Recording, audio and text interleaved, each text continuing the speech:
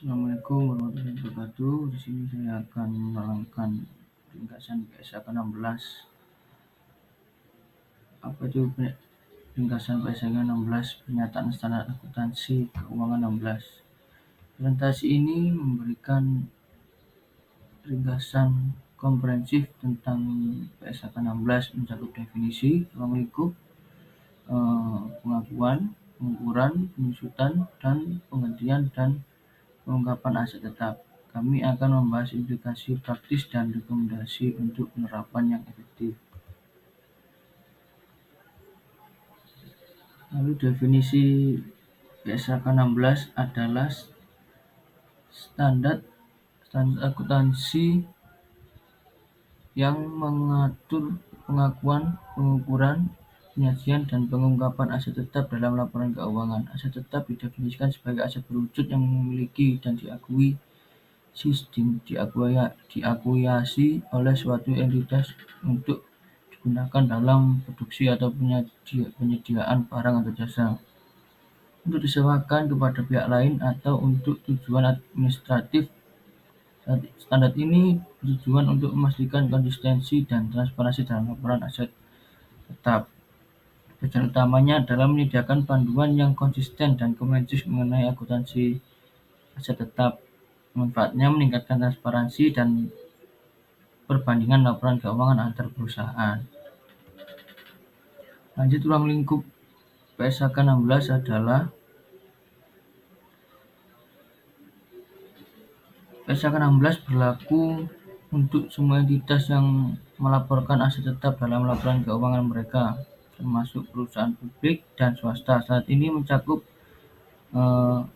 berbagai jenis aset tetap, yaitu seperti tanah, bangunan, mesin, peralatan, dan kendaraan. Namun aset yang dikonsumsi dalam suatu periode pelaporan, misalnya persediaan, dikecualikan, termasuk tanah, seperti tadi bangunan, mesin.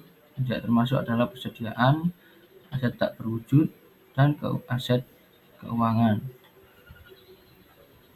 Lanjut, pengakuan aset tetap. Suatu aset tetap diakui dalam laporan keuangan jika memenuhi kriteria berikut, yaitu pertama adalah kemungkinan manfaat ekonomi masa depan akan mengalir ke entitas, dan biaya aset dapat diukur secara andal.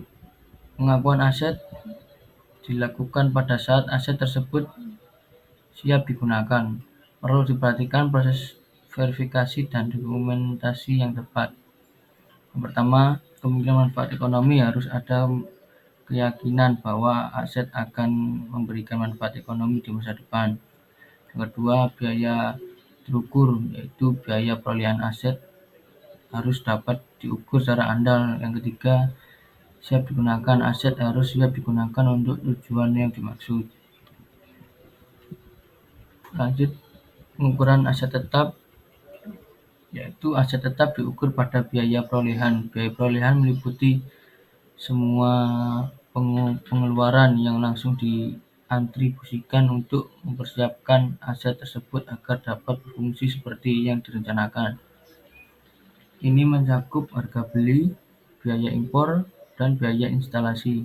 Biaya yang tidak langsung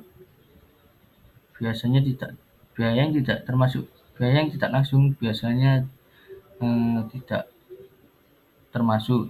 Biaya perolehan seperti harga beli ditambah biaya impor tambah biaya instalasi. Pembayaran adalah biaya bunga pinjam yang terkait dalam perolehan aset dapat ditambahkan. Selanjutnya adalah pengukuran setelah pengakuan awal. Setelah pengakuan awal, aset tetap diukur menggunakan metode biaya atau model revaluasi. Model biaya mempertahankan aset pada biaya perolehan dikurangi penyusutan dan rugi penurunan nilai. Model revaluasi mencatat aset pada nilai wajar nilai wajarnya dikurangi penyusutan. Seperti gambar di atas adalah model biaya dikurangi penyusutan dikurangi pengurangan nilai. Kalau model evaluasi adalah nilai wajar dikurangi penyusutan. Lanjut, penyusutan aset tetap adalah alokasi sistematis biaya aset tetap selama masa manfaatnya. Metode penyusutan yang digunakan harus mencerminkan pola konsumsi manfaat ekonomi aset tersebut. Metode umum termasuk garis lurus, saldo menurun, dan satuan produksi. Kalau garis lurus adalah penyusutan yang sama setiap tahunnya. Kalau saldo menurun, penyusutan yang lebih besar di tahun-tahun awal. Yang ketiga, satuan produksi penyusutan berdasarkan unit produksinya. Lanjut, penghentian dan pelepasan aset tetap. Ketika aset tetap dihentikan penggunaannya atau dijual, entitas harus mengakui keuntungan atau kerugian yang dihasilkan. Keuntungan atau kerugian ini adalah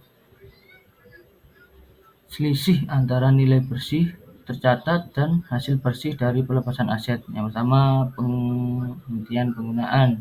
Aset tidak lagi digunakan dalam operasi bisnis. Yang kedua, penjualan. Aset dijual kepada pihak lain. Yang ketiga adalah penghapusan. Aset dibuang atau dihapuskan. Selanjutnya adalah pengungkapan aset tetap. Entitas harus menggunakan informasi aset tetap dalam pencatatan kaki laporan keuangan. Informasi ini meliputi kebijakan akuntansi yang digunakan, rincian aset tetap menurut kategori, metode penyusutan yang digunakan, dan informasi lain yang relevan untuk memahami penggunaan laporan keuangan. Lanjut, kesimpulan yang terakhir adalah PSAK 16 menyediakan kerangka kerja yang komprehensif untuk akuntansi aset tetap. Penerapan standar ini secara konsisten akan meningkatkan kualitas transparansi laporan keuangan. Diperlukan pemahaman yang mendalam dan implementasi yang cermat untuk memastikan akurasi reliabilitas informasi keuangan. Baik, sekian dari saya. Assalamualaikum warahmatullahi wabarakatuh.